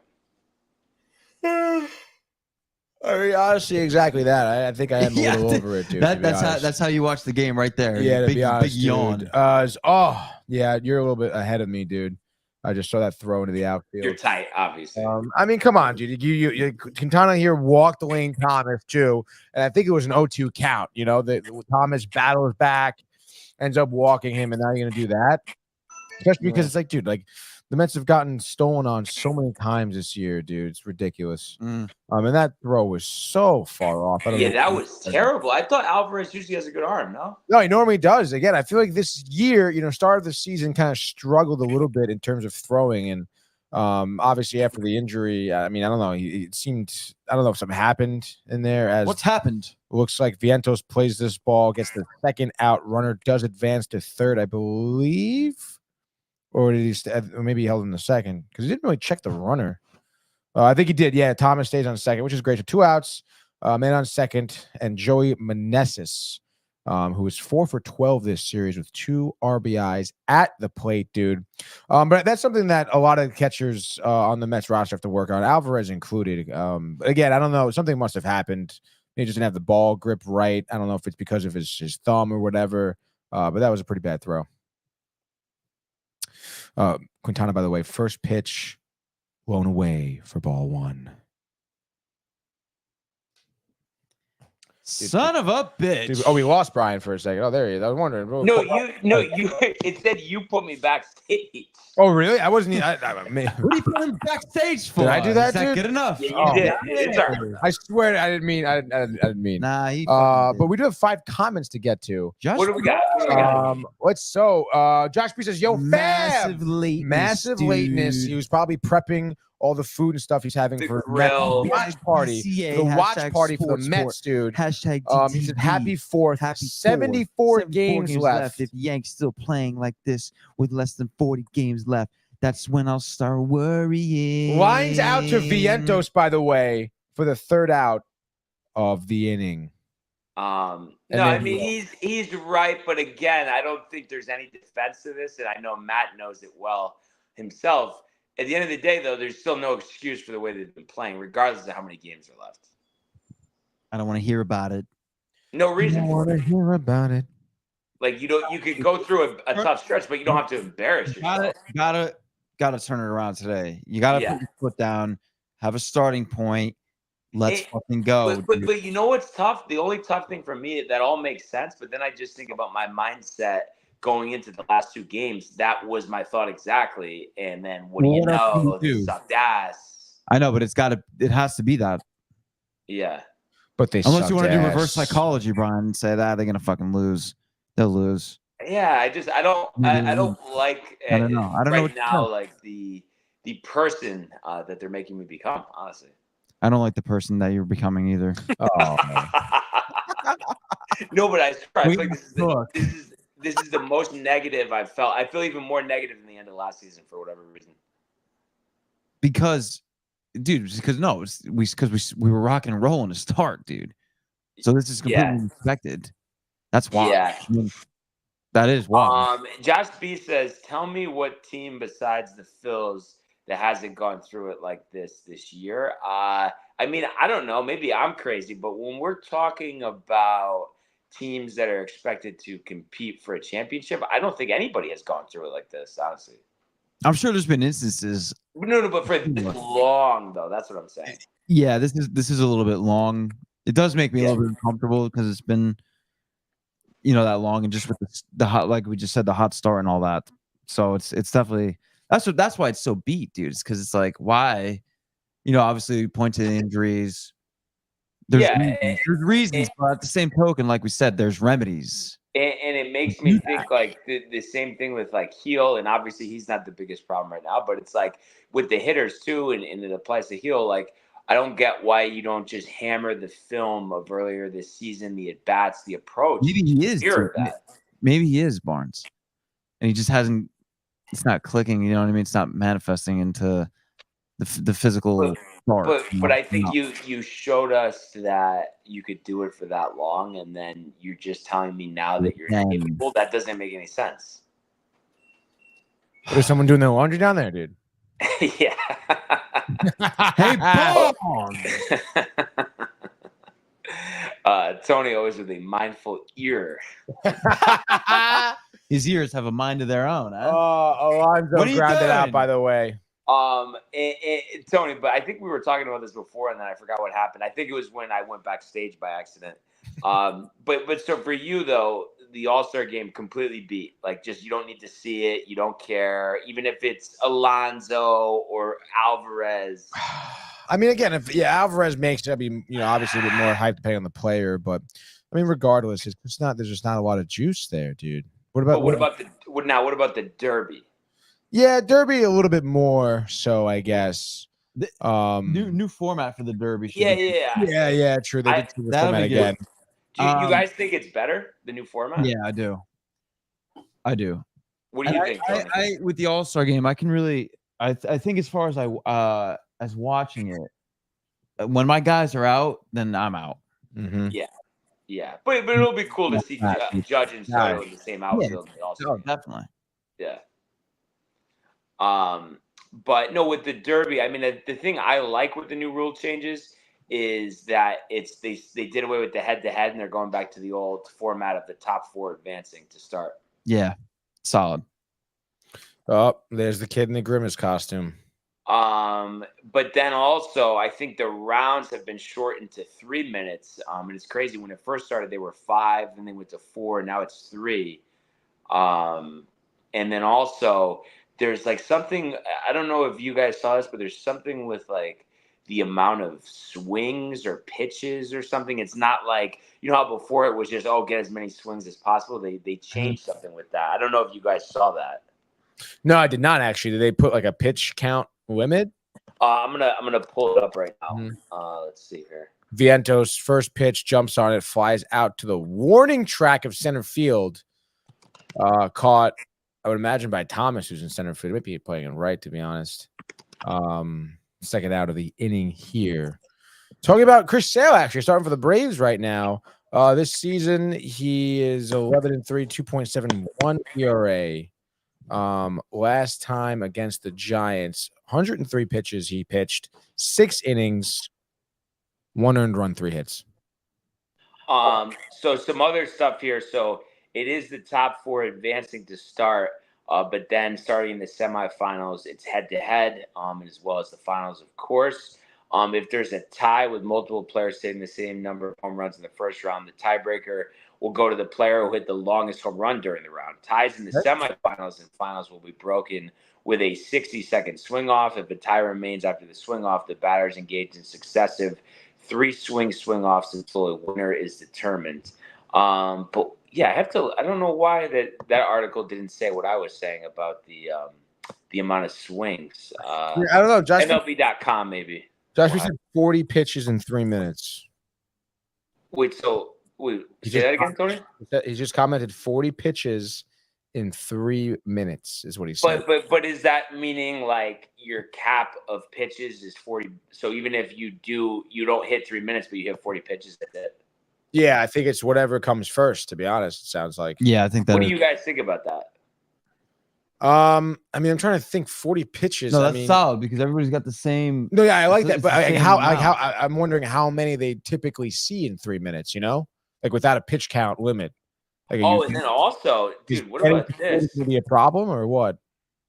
Well, I think they'll see. I don't know. I don't think they should have done that. And then also, I don't like the final round's only 2 minutes and only 27 pitches. Like, I don't like that. It doesn't make any sense. I don't like that at all. And then also, bonus pitches are no longer on a timer. Last year, there was an automatic 30 seconds of extra time. Then beyond that, a hitter could earn an additional 30 seconds of bonus time. the same way it is in the show. This year, the bonus pitches are different, both in terms of how they are acquired and how the bonus period lasts. Instead of getting an automatic 30 seconds of extra time, each player now gets bonus pitches up until they record 3 outs within that bonus period. Furthermore, if a player hits a home run of at least 425 feet, the bonus period is extended to the last until the player records his 4th out in that period. But it's no longer the case that hitting especially far home runs during the regulation period leads to extra bonus time, as Ree joins the party here. Yep. But honestly, fellas, I don't know. I think it's like that the non-head-to-head in the first round I like. Other than that, I think it's kind of bullshit, no? Yeah, it does I guess seem. we'll see. I don't even know if I'm gonna fucking watch it, dude. Oh, I'm definitely gonna watch it, but it's You just can watch it. no. But I'm surprised, Tony. You almost seem all the derbies we've had over the years, like on the show. You seem kind of like derby tight at this point. Because I mean, I don't know. I feel like we just spent the last 12 minutes talking about the rules, and it's like, why does it have to be so Well, complicated? Tony, this is the home run derby. This is not Nam. There are rules. Yeah, but like, But why can't it just be something as simple as like what it used to be, where you have like anything that's not a home run is recorded. Well, There's 10 you know hours. what it is, though. With Yeah. sports, they're always obsessed with just changing stuff. Yeah, dude, it's all bullshit. Well, that's why I'm kind of out on it a little bit, dude. Like, how many Good, times be are we out. gonna change everything? Take I a- will. Take a stand. I But will. I'm not gonna lie. Like I will. growing up, that was Home run derby. for it. Yeah, dude, that's right. that. Growing up, though, like the derby was one of my favorite nights of the sports year. Honestly. I know. Really? I know. I remember like 13. I was loving it, dude. Yeah, and like with Giambi, remember Giambi winning it? That was sick. Sosa. I'm trying to think actually. Oh, Cano won it, but was that Cano and Judge were the only players to win the Derby like the last like 20 years, right? From the Yankees. For the Yankees. Yeah. Yeah. Well, I guess Giambi won it, won it. right? Yeah. But I guess that was over 20 years ago, which is crazy. Yeah, I think so. Yeah. Crazy. But now Tony, but let's say, well, actually, no, I think Alonso said that he's done with the Derby, right? Yeah, I think so. But let's say, like, hypothetically, like Vientos or Alvarez was in it, then is it like you're kind of juiced back up? Or Yeah, if there's a Met who's in it, I'm looking forward to seeing who I know can compete, like a Vientos or Alvarez. Yeah, dude, I'll definitely. But what about, like, are you curious to see, like, how many home runs, like, Ohtani can hit? Yeah, I guess so. Was he was in it last year? No, I think so, if I'm not mistaken. and I feel like he didn't really do that well. Who won last year? Obviously not Alonso. I'm gonna- Julio Rodriguez, did he win? Or was Did he? he? He either won. No, he did win. Yeah, I think it was him and Alonso. Yeah. Oh, it was him and Alonso. I think so. In the final. Here, I'm gonna look up here. This always shows you the. As Wood strikes out here. All right, so. Looks like we've tossed it Oh, down. so Yeah. Vlad won last year. Vlad Guerrero. Oh, then so Julio never won. Julio never won, but I think was like runner up. Juan Soto won in 2022. Alonso won in 21. No Derby in 20. Alonso won in 2019. Harper won in 2018. And then Judge in 17. Stanton in 16. Sick. You know what was a good Derby was, and I think that's when they went to the new format, was Frazier in Cincinnati. Oh, that was Yeah. cool. Yep. And I do for the Derbies, like I like seeing how each park plays. Like the one in 21 in Coors Field was obviously awesome, and we always would play that on the show. But Globe Life Field, I think, will be nice for a Derby. Oh yeah, dude, it's gonna be Yeah. so much fun. Globe Life is a beautiful park, dude. I'd really It love is. to go there. So yeah, we'll see. Before we know it, it'll be time for the All-Star game. I'm actually thinking about this. When is it? When is the All-Star game? Check it out. I'm thinking the week after this coming week. I believe you're right. So it must be It Tuesday. is July 16th. Okay, so we're like 12 days A away. week from next Tuesday. Barnes, when are we going to the game again? About a week and a half. Wait, 26th. what's that? When are we going to the game? 24th. I think it's the 25th. It's a Wednesday. Oh, it's not for a while. Yeah. It's like 3 weeks, dude. Yeah, I mean, it's not for a while, dude. If 3 weeks is a while. It's not for a dude. while, dude. It's not for a while, dude. I have so much time. I do. Well, it's good that we're going for a while because then I can give them to get this type of Right. play out of the way now. We could play more Type of golf. play out of the way. Yeah, exactly. Play more golf. And then, really, other than that, the only other thing I wanted to mention was me and Matt were talking about this yesterday. Actually, on the post was that Tarasenko to what Detroit, Tony? Right. Yeah, 2 dude. years. 2 Yeah. years. What was the dollar amount on that? Oh, I'm not sure. I don't think it was really much. Like 10 million or something? Was it even that much? No. I think it was 8. Bro, are you kidding me? 4.75 million annually. So yeah, 8. Okay, so Yeah. yeah, like 9. Yeah, exactly. 2 years at 4. Yeah. Stop. Yeah. And But then Stamkos, like, come on. But am I missing something, or is it embarrassing that the Rangers, like, I mean, at this point, like, not that he was like our number 1 target, but you don't even try that, like. Yeah, it's pretty interesting, dude. It's actually funny. I was It's funny now. well, no, it's funny that you brought it up because and it's honestly funny that we were talking about it yesterday, even because I guess during an interview yesterday, Drury was talking about kind of, I guess, the fact that he's staying put and going to be relying on the guys that we currently have, and the guys who are within the organization already, which again, I'll reiterate what I said yesterday, where, I do believe in the talent that they've drafted and they've kind of, cultivated for Hartford, and stuff like that. The whole Trouba situation is very, very odd. Yeah. And the fact that it happened so publicly too is really dumb in my opinion. Yeah. And it's gonna. So they're keeping him. Yeah, they have to.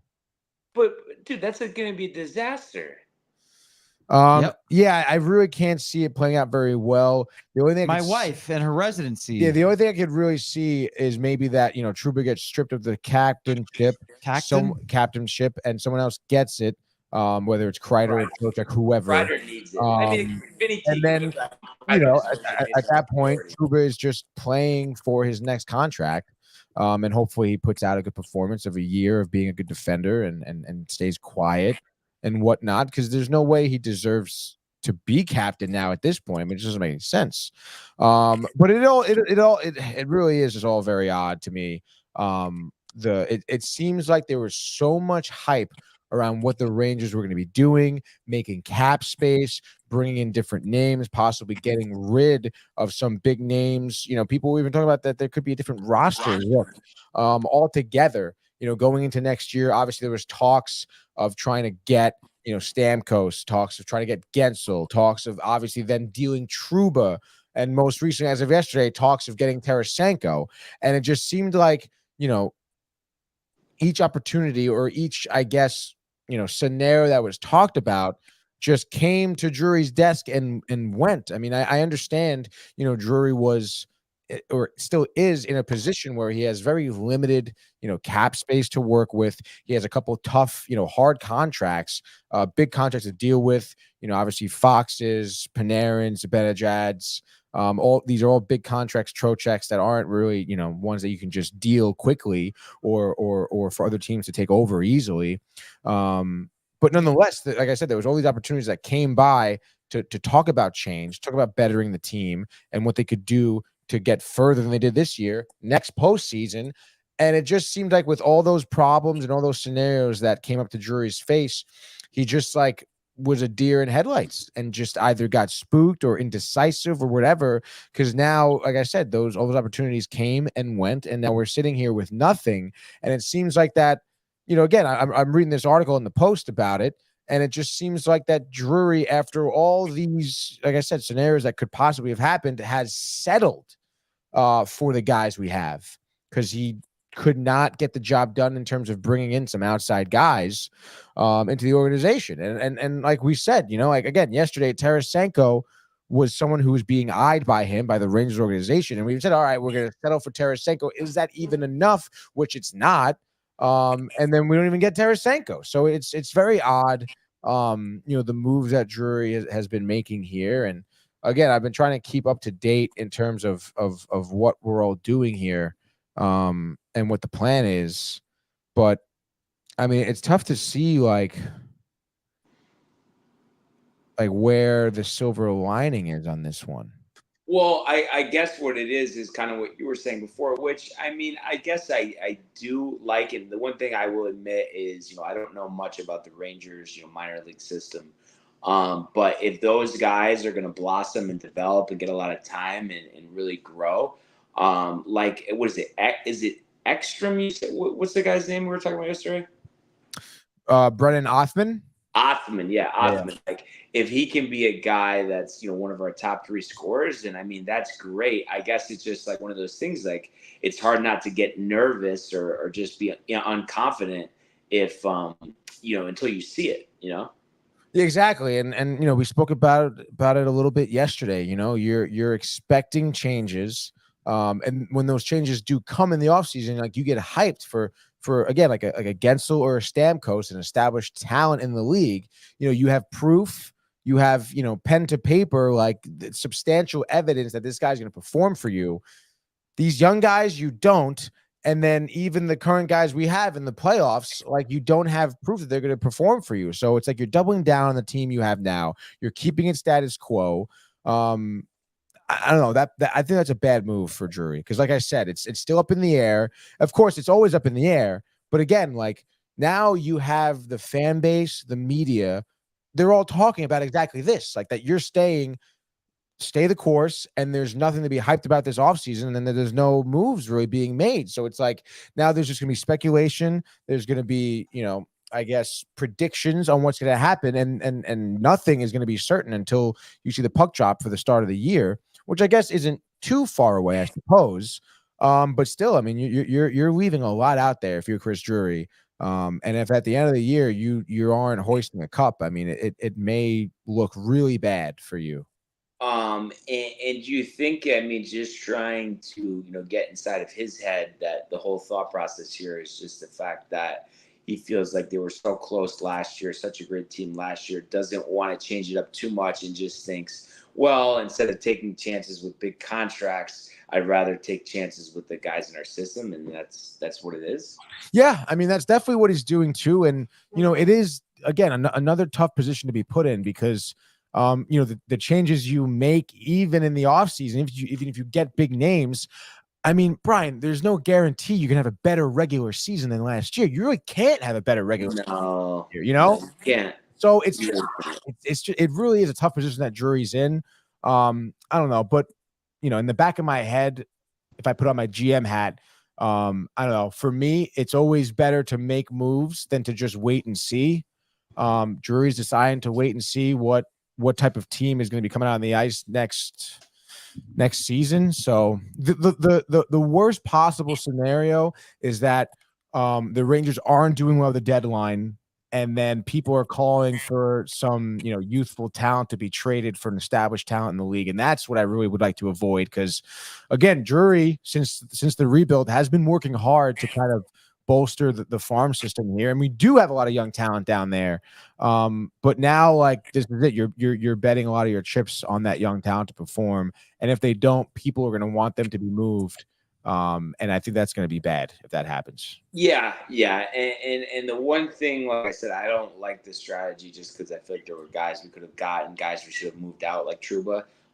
But just because, like, I, kind of experienced it a lot with the Yankees and not giving guys shots, like, I do like the youth thing. I mean, that is good. I just hope that, they're ready. So it's just kind of be one of those things, wait and see. And be curious to see what Saul thinks of this too, because, like, I was thinking when we talked to him last time, it seemed like he wanted change, but I'm sure next time we talk to him, he'll give us a full synopsis. Yeah, I hope so. And I will say too, I guess maybe in favor of Drury too. I mean, again, Stamkos and Gensel, they're signed to some pretty long-term contracts, which is maybe something Drury also wanted to avoid, because I mean, the Rangers are already in so many.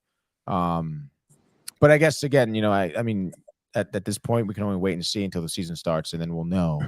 Yeah. So, it leaves you a little uneasy, but. Yeah, definitely a little uneasy. But who knows? Maybe we'll bump into Drury one day at Colony, and we can really pick his brain about it. Nah, I'm good. Never going that Colony fucking sucks ass, dude.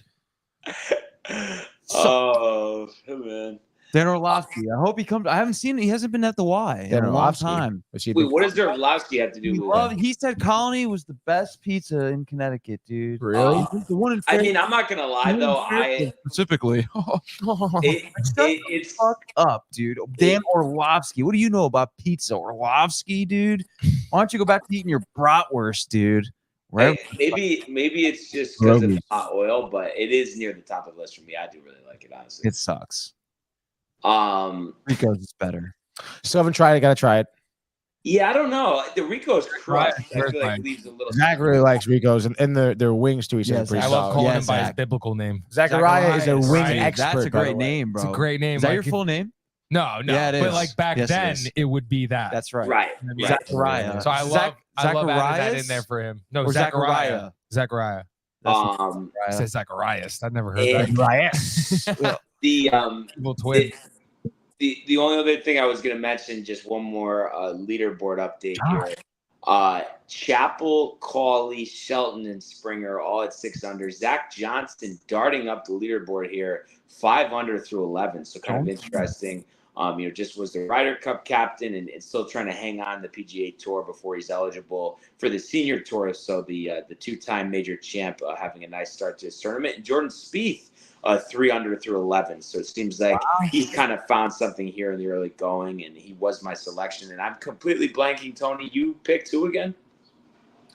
Did I do him? I think I may have picked him. Oh, you did him, and he is also 3 under. So our guys are in the conversation. They are all in the conversation. Yeah, tied for 15th at 3 under. Very nice. And I forget who. Keith Mitchell, I think, was my sweeper. Yes, he was. Yeah, I don't think he's teed off yet. So yeah, we'll have to see what happens.